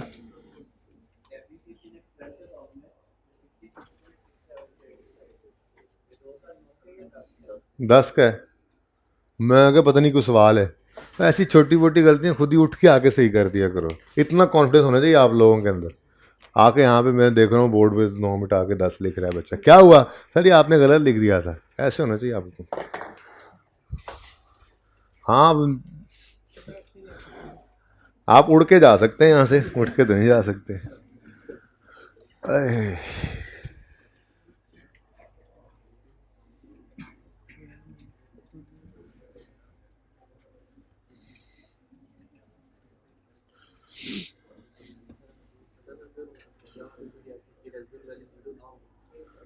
अगर वाले सवालों का मैं जवाब नहीं दिया करता, लेकिन चलें भाई साहब पूछ रहे हैं अगर रेजल वैल्यू 0 ना हो तो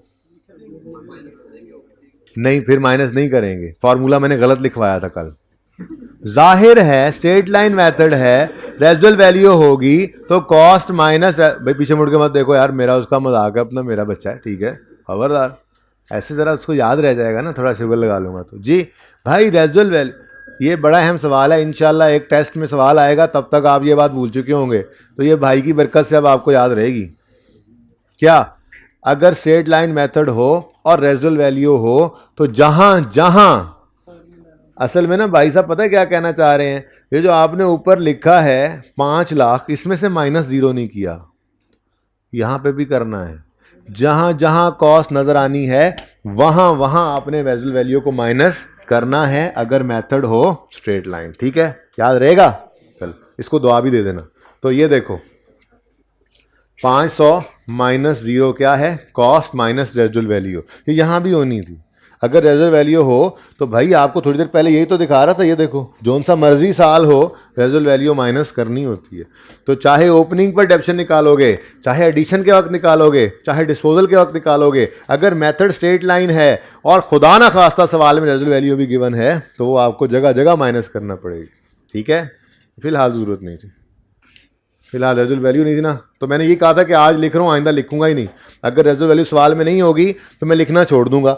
अब मैं 2 3 4 दिन नहीं लिखूंगा, पहला हफ्ता तो टेस्ट होता नहीं ना, अगले हफ्ते देखेंगे टेस्ट के काबिल कुछ हुए आप, तो टेस्ट जब होगा तो उसके अंदर भी जब मैं लिखना छोड़ दूंगा, स्ट्रेट लाइन मेथड होगा, रेजल वैल्यू होगी, तो आप भी लिखना छोड़ते हो, आप भूल चुके होंगे, तो वहां पे भूलना नहीं है। स्ट्रेट लाइन मेथड हो, रेजल वैल्यू को लाजिम माइनस करना है जहां भी डेप्शन निकालो, चाहे ओपनिंग के वक्त निकालो, चाहे एडिशन के वक्त निकालो, चाहे डिस्पोजल के वक्त निकालो। याद रहेगी ये बात।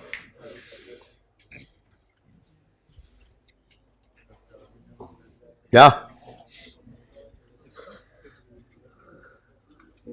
क्या?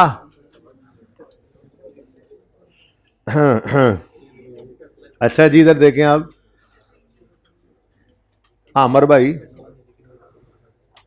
ये बच्चों क्वेश्चन 14 अब आपका होमवर्क है, ये क्रॉस की बजाय टिक हो गया है। पहला होमवर्क 14 है, दूसरा होमवर्क 15 है,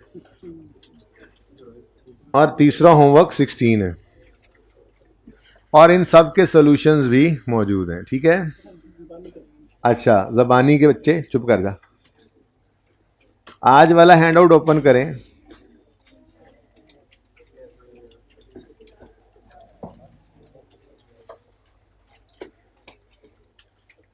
क्वेश्चन 17 में करवा देता हूं, और ये दो सवाल भी आप आज आपका होमवर्क ज़रा ज़्यादा है, फिर प्रैक्टिस है ना, क्योंकि जो सवाल मैंने करवाए हैं वो सवाल वही हैं।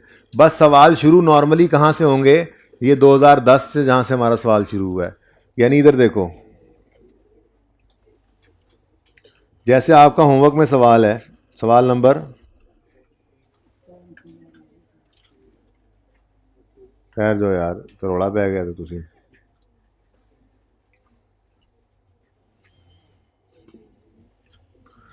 जी। अगर आप क्वेश्चन 14 देखें, ये तो बिल्कुल सेम है, ठीक है।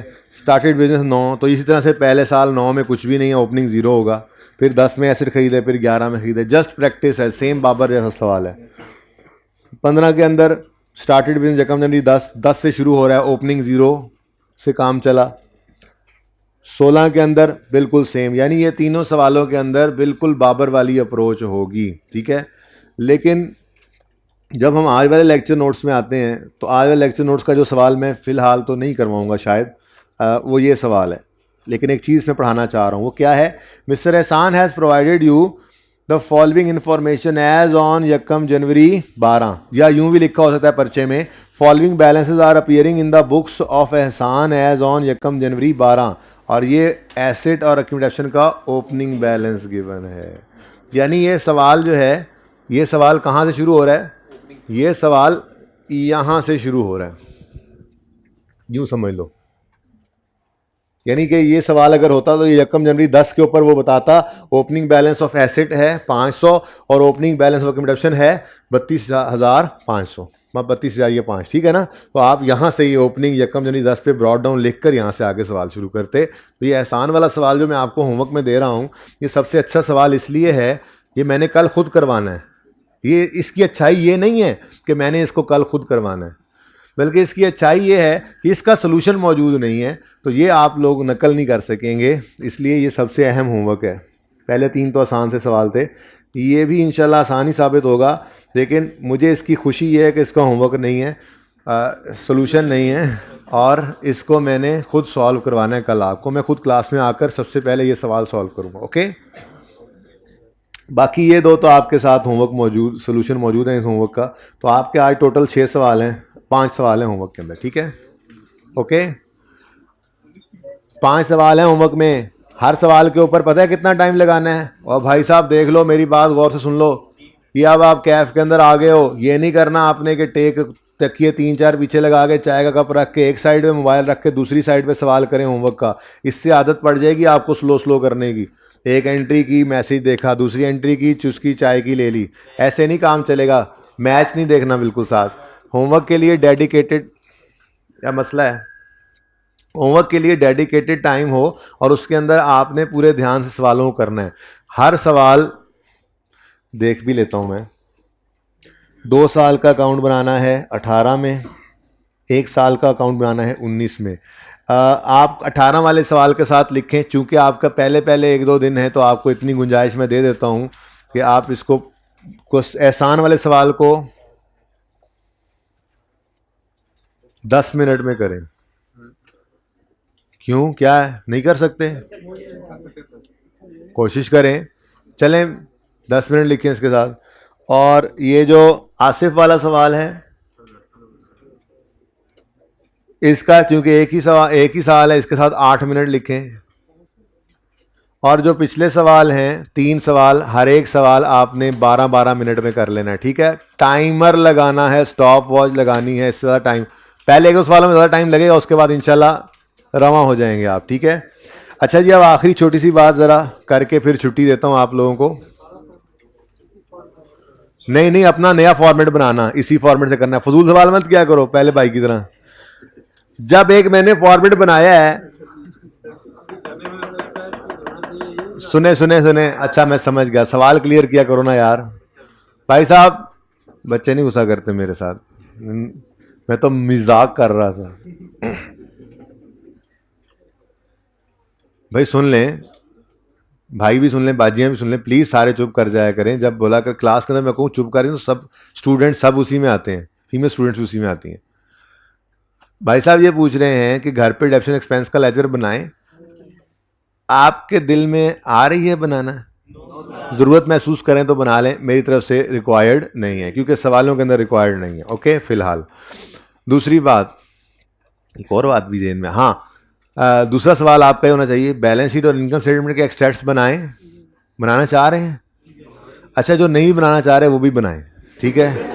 तो डेप्शन एक्सपेंस के लेजर में आपको गुंजाइश है, आप बनाना चाहें तो बना लें, ना बनाना चाहें तो बेशक ना बनाएं। लेकिन उनकी आवाज़ बंद हो जाती है यार। लेकिन इनकम स्टेटमेंट बैलेंस शीट के जो एक्सट्रैक्ट्स हैं ये आपने हर सवाल के साथ बनाने हैं और लाजमी बनाने हैं, और मैं कल चेक भी करूंगा। और चेक मैं ऐसे ही करता हूँ, बस जिसका काम ना हो वही चेक होता है, अल्लाह की तरफ से ही को होता है। ऑडिट कर करके ना ऑडिट अप्रोच इंसान की बन जाती है, तो गलती के ऊपर ही बंदा पहुंच जाता है, ठीक है। तो होमवर्क सारे करके आएंगे और चेक उस दिन होता है जिस दिन आप नहीं करके आते, ये भी अल्लाह की तरफ से ही कोई होता है, ठीक है। अच्छा जी, आपके साथ मैंने क्लास के स्टार्ट में एक छोटी सी बात की थी, एक दावा किया था कि depreciation expense debit accumulated डेप्शन credit वाली जो एंट्री है ये बेटर प्रेजेंटेशन है। हालांकि दूसरी एंट्री भी सही है, लेकिन ये वाली बेटर प्रेजेंटेशन है, ये कहा था मैंने आपको, ठीक है। तो इस दावे को जरा साबित कर लेते हैं, क्या ख्याल है। क्वेश्चन नंबर 17 आपके सामने आज वाले हैंड आउट में, क्योंकि बाकी तो सारा कुछ होमवर्क में चला गया, मैंने गोली करा दी है, ठीक है। असल में 18 वाला क्वेश्चन मैं चाह रहा हूँ एक बार आप करें। आज टाइम होता तो मैं क्लास में मैं आपसे ही पहले करवाता, फिर मैंने सॉल्व करना था। तो चलो अच्छा है, घर से आप कराओगे, फिर कल मैं सॉल्व कर दूंगा, आप उसको चेक कर लेना, ठीक है। अच्छा जी, क्वेश्चन 17 है, बहुत बड़ा क्वेश्चन है, देखेंगे आप अगर तो। Mister Qasim purchase an asset for 90 on यकम जनवरी 10, लाइफ इज 3 साल and year end is 31 December. Prepare balance sheet extracts for 10, 11 and 12। तो मैं सिर्फ बैलेंस शीट एक्सट्रैक्ट नहीं बनाऊंगा, मैं इनकम ये लेजर भी बनाऊंगा, ठीक है। तो चलो यहीं पे सवाल करते हैं, या बोर्ड की वो साइड तो भरी हुई है, भरी रहे, ठीक है। किसी ने तस्वीर भी बनानी होती है कभी कभी लेक्चर के एंड पे, तो इसलिए इधर सवाल कर लेते हैं। कासम ने जो एसिड ख़रीदा है, वो एसिड कितने का ख़रीदा है कासम ने? 90 रुपये का। तो एसिड अकाउंट बना लेते हैं, ठीक है जी। और किस दिन खरीदा है? यकम जनवरी। आप लोग ना तो बनाएं, आप लोग बस एंड पे तस्वीर खींच लेना यार, ये ज़रूरत पड़े तो फिर बना लेना, 5 मिनट दे दूंगा, ठीक है। 5 मिनट सिर्फ मेरे साथ रहें, उसके बाद फिर यकम जनवरी 10 पे एसिड डेबिट, कैश क्रेडिट 90, ठीक है जी। 90 समझते हैं? 90, अच्छा। उसके बाद लाइफ है इसकी 3 साल, लाइफ कितनी है? 3 साल। सवाल खामोश है तो मेथड कौन सा लगेगा? Straight line. तो मतलब 90/3, 30 रुपए की डेप्रिसिएशन हर साल आएगी, 3 साल में 30 की डेप्रिसिएशन आएगी, ठीक है। तो डेप्रिसिएशन एक्सपेंस का लेजर है, मैं कोई नहीं बना रहा, ओके। तो एक्यूमुलेटेड डेप्रिसिएशन का लेजर बना लेते हैं हम, एंट्री पास कर लेंगे जी। एक्यूमुलेटेड डेप्रिसिएशन का अकाउंट आ गया जी। जी बोलिए, एंट्री बोलिए। 30 रुपए की डेप्शन है ना, एंट्री बोलिए। डेप्शन एक्सपेंस दिमाग में डेबिट, दिमाग में, ठीक है। डेप्शन एक्सपेंस डेबिट, और अब कुछ बच्चे सोच रहे हैं हम कहाँ डेबिट करें, दिमाग तो है ही नहीं इधर, मुझे शक्ल से पता चल गया था। कोई नहीं बेटा, अल्लाह मालिक खैर है, मेहनत करते रहो, किसी खाली डब्बे में साइड पे रख दो जी। Accumulate asset depreciation expense debit, accumulated depreciation credit. तो ये डेप्रीसिएशन एक्सपेंस आ गया 31 दिसंबर 2010 का, ठीक हो गया। साल ख़त्म, बोलो। कैरी डाउन 90, ठीक है जी। एक एक लाइन लगा रहा हूँ बस, टाइम बचाना है ना। 30 कैरी डाउन 30। चलें आगे। सबसे पहला काम अगले साल कैरी डाउन को क्या कर लो? Brought down. तो यकम जनवरी 11 को ब्रॉड डाउन 90 ही है, और यकम जनवरी 11 को ब्रॉड डाउन कितना है जी? 30। अब इस साल में क्या करेंगे? डेप्रीसिएशन करेंगे। तो डेप्रीसिएशन की एंट्री फरमा दें दिमाग में। Depreciation expense debit, accumulated depreciation credit 30 से, ठीक है जी। तो ये क्लोजिंग कितना बन गया? 60। और एसिड का क्लोजिंग कहाँ पे पड़ा है? वो कोई नया एसिड खरीदा नहीं है, तो वो 90 था, 90 है, ठीक है, रहेगा नहीं रहेगा, ये तो रहेगी तो सिर्फ अल्लाह की ज़ात ही। 90 था और 90 है फ़िलहाल, ठीक है जी। तो अगला तीसरा साल आया यकम जनवरी 12, ब्रॉड डाउन, यकम जनवरी 12 ब्रॉड डाउन, इधर 90 है 60, बेहोश लोगो। अच्छा, अब इस साल की डेप्रिसिएशन की एंट्री बोलो। Depreciation expense debit, accumulated depreciation credit कितने से जी? 30 से। तो यहाँ पे बन गया 90 और 90 90, सवारी 90 ना 90, स्पीड 190, वो वाला 90 जी। क्लोजिंग 90, डन जी। अच्छा, अब ये अगर ऐसे हो तो नज़र आएगा, इधर बन जाएगा दूसरा, ठीक है। यहाँ बनाते हैं बैलेंस शीट।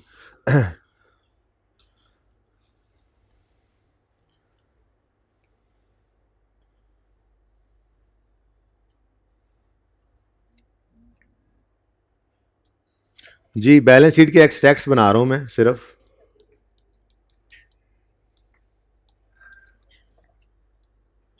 कौन कौन से साल्स हैं हमारे? 10, 11 और 12। तो हम 12 को पहले रखेंगे, फिर 11 और फिर 10, तीनों साल्स आ गए। हाँ करता हूँ, अब बिटाने की कोशिश कर रहा हूँ, नहीं मिट रहा, ठहर जाओ।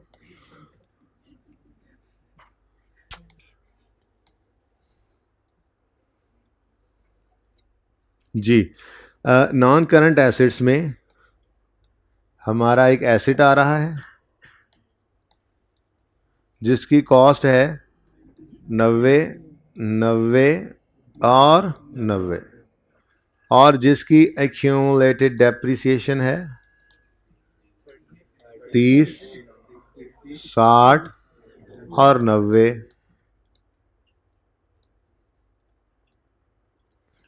और इसकी बुक वैल्यू है 60, 30, 0। अब मुझे बताओ, ये बैलेंस शीट हमें क्या बता रही है 2012 में? कि एक एसेट है तो सही, लेकिन वो एसेट फुल्ली डेप्रिशिएट हो चुका है। ठीक है सही, लेकिन वो फुली डेप्रिशिएट हो गया है और इसकी बुक वैल्यू 0 है। फुली डेप्रिशिएट एसेट की बात अब इंशाल्लाह बढ़ाऊंगा कल मैं, ठीक है ना, आज इससे ज़्यादा बात नहीं करूंगा। बस इतना सा यहाँ पे लिख रहा हूँ कि ये एसेट क्या हो गया इस वक्त? Fully depreciated.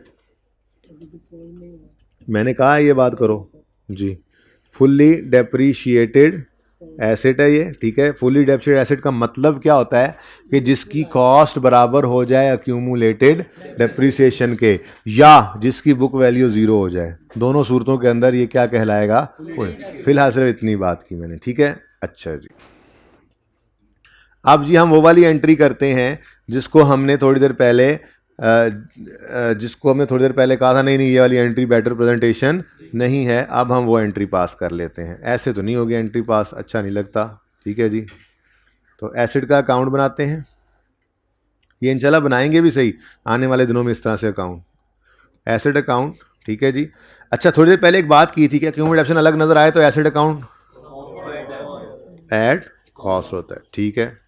उम्मीद है दूसरी क्लास को मैं ये बात नहीं बता सकूंगा एंड वाली, ये फिर उनकी परसों पे चली जाएगी क्लास, कुछ मैंने कहीं जाना है इसलिए, ठीक है। तो कल फिर आप लोगों को शायद थोड़ा सा कम पढ़ना पड़ेगा, क्योंकि कल उनको थोड़ा ज़्यादा पढ़ना पड़ेगा।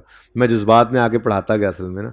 तो यकम जनवरी 2010 पे एसिड डेबिट, कैश क्रेडिट हो गया 90 से।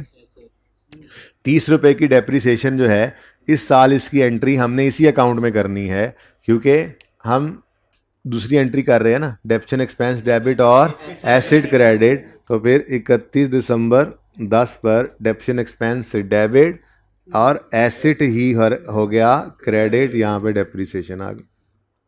अब एक्यूमुलेशन अकाउंट का के बैलेंस का एक्यूमुलेशन का जो अकाउंट है उसका वजूद ही नज़र नहीं आ रहा। वजूद नज़र ही कब आता है? जब हम डेप्शन की एंट्री को एसिड अकाउंट में क्रेडिट नहीं करते, उसको अलग अकाउंट में रखते हैं, तभी तो ये वजूद में आता है। अब जब ये एंट्री कर ली तो फिर एसिड अकाउंट नज़र, एक्यूमुलेशन अकाउंट नज़र नहीं आ रहा। तो क्लोजिंग क्या आ रहा है? अब देखो, acid account book value show कर रहा है, नहीं कर रहा। यानी कि अगर एक्यूमुलेशन अकाउंट अलग नहीं बनेगा तो एसेट अकाउंट ही क्या शो कर दिया करेगा। बहरहाल इसकी बात आज के बाद फ़िलहाल तभी करेंगे जब ये सवाल जाके करने हैं, फ़िलहाल इसकी बात छेड़नी नहीं है। तो सिर्फ मैंने बेटर प्रेजेंटेशन को प्रूव करने के लिए ये बात फैला दी, ठीक है।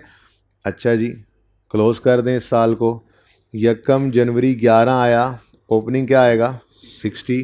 फिर इस साल की एंट्री 31 दिसंबर 11 पर डेफिशन एक्सपेंस डेबिट एसिड क्रेडिट की एंट्री करोगे 30। फिर क्लोजिंग क्या आएगा 30। फिर जनाबे वाला 1 जनवरी 12 पर ब्रॉड डाउन 30। फिर इस साल की डेफिशन की एंट्री करो, depreciation expense debit acid credit 30 से, और क्लोजिंग क्या हो गया 0 बुक वैल्यू शो कर रहा है ना। अब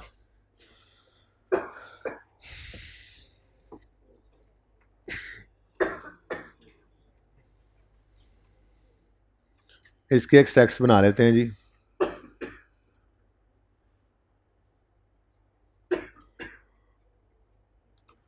भाई को यार पानी पिला दो यार, ये कौन है दे दो इसको, पकड़ लेना। अच्छा जी, ठंडा नहीं है।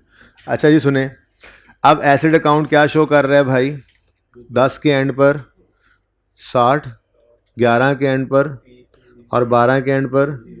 अब ये बैलेंस शीट हमें क्या बता रही है, एसिड है ही नहीं, एसिड सिरे से है ही नहीं। तो ये सही बात तो नहीं है, बात समझ गए हो, ठीक है ना। तो इसलिए बेटर प्रेजेंटेशन क्या है कि हम एसेट अकाउंट के अंदर एसेट के अंदर होने वाली कमी को क्रेडिट ना करें, बल्कि हम एसेट के अंदर होने वाली कमी को अलग थलग अकाउंट के अंदर रखें, ताकि ऐसी सिचुएशन बने, ये सिचुएशन ना फेस करनी पड़े, ठीक है जी। कहाँ हैं साकिब ये जब ये बच्चे क्लास से निकल जाए ना तो फिर इसको जूम आउट कर देना, ताकि वो आने वाले बच्चे इसको ना देख सकें, ठीक है जी। तो आज के लिए इतना ही, ज़िंदगी रही तो कल होगी मुलाकात। अल्लाह हाफिज़, अस्सलाम वालेकुम।